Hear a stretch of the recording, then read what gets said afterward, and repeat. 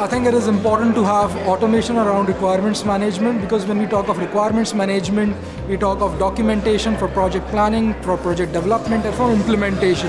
You had the documentation on document files, that is MS Doc files, and that was all over the network drive. So after, let's say, 6 months down the line in the project, nobody knew where the document file is.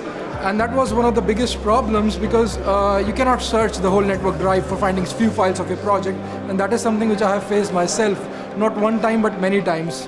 But with Confluence, I think you can structure your requirements, and it is built on very advanced searching technologies, so you can quickly search your data. So that is one aspect of the requirement, wherein you can store your requirements in Confluence, and then we have Jira for project tracking, and we can integrate both of these applications very easily. So in Jira, basically, you can give structure to the requirements. So in Confluence, you have your requirements, and in Jira, you give structure to your requirements. And that way, we can actually streamline the whole process of requirement management, and not just streamline, provide a lot of transparency for the management. The developers know, okay, if I'm working on a feature, where does that feature fit into the bigger picture?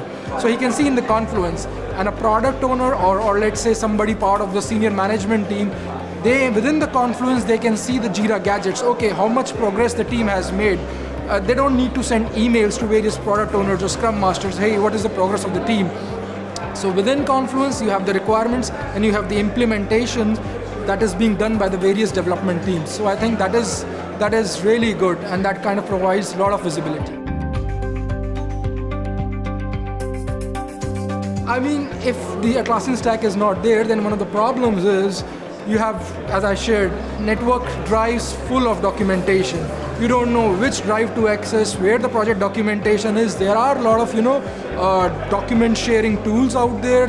Yeah, but the problem then again is you have documents in one place, and then you have projects, the projects being worked upon in another place. So there is no tight integration. Whereas in Confluence, you have the documentation. In Jira, you have the project tracking, and there is a clear integration. You can see how things are moving ahead. So I think the companies which do not have these tools, they're kind of losing on visibility that kind of you gain by using these tools. I think when we talk about large enterprise agile implementations, then we do use a lot of in-house frameworks, like currently we are using it in Ingenico. Even at eBay, there was like kind of a framework which was something similar to, I would say, Scaled Agile framework. Then you really need to be work closely with the agile coach. You cannot be like a Jira administrator sitting alone, okay, just doing your stuff. No, you have to be more like a consultant. You need to talk to product owners. You need to talk to your agile coaches to see, okay, how these tools can support the agile transformation. And especially in large organizations, one of the key factors of a successful Jira implementation or a whole Atlassian suite implementation is reporting. So if you cannot get reporting right, management will never buy Jira. They will continue to get their Excel exports and then doing the reporting in Excel. So that's what I feel is very important when we talk about large enterprises and large-scale agile solutions or transformations. We need to work with the agile coaches, and there is a lot of customizations and plugins needed, because there are a lot of day-to-day scenarios which might not be supported out of the box in Jira. So you need things like tempo timesheets, EasyBI, Arsenal data plane, script runner. So if you don't want to develop your own custom plugins, I have done a lot of automation with script runner, hell lot of automation.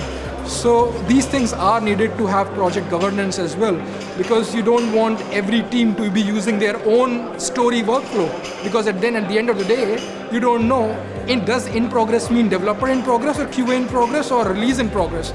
So there needs to be a certain set of governance rules, certain set of consistency across statuses, so that the reporting is done right, and you need to work closely with the agile coaches. I think that is very, very important.